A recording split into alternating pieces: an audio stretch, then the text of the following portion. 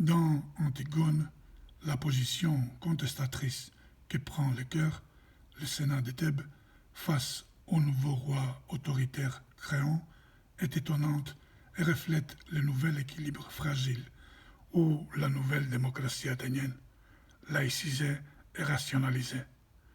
Chez Euripide, la prise du pouvoir violente devient la règle. Le tragique de la cité démocratique place ses œuvres dans la période d'or et d'ordre des Hellènes pour rappeler que ceci n'est pas une qualité nouvelle du nouveau régime. Deux éléments méritent d'être soulignés. Le renforcement d'une part du rôle des étrangers dans la cité, mais d'autre part de la xénophobie. La révalorisation du rôle de la famille, comme si dans ce monde qui s'écroule, la famille redevient le seul repère fiable.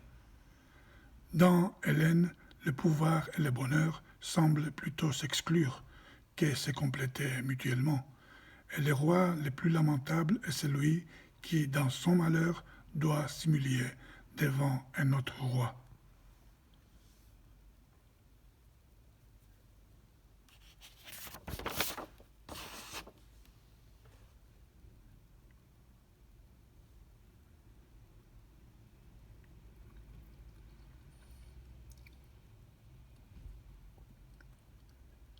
L'évolution et la synthèse dialectique dans l'œuvre des trois tragiques sont claires, sans que cela signifie qu'elles sont étanches ou étrangères les unes par rapport aux autres. Échille exprime la nécessité naturelle.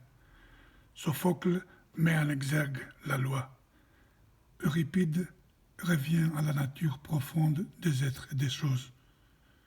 Tous les trois s'inspirent de la guerre est le créateur de tout.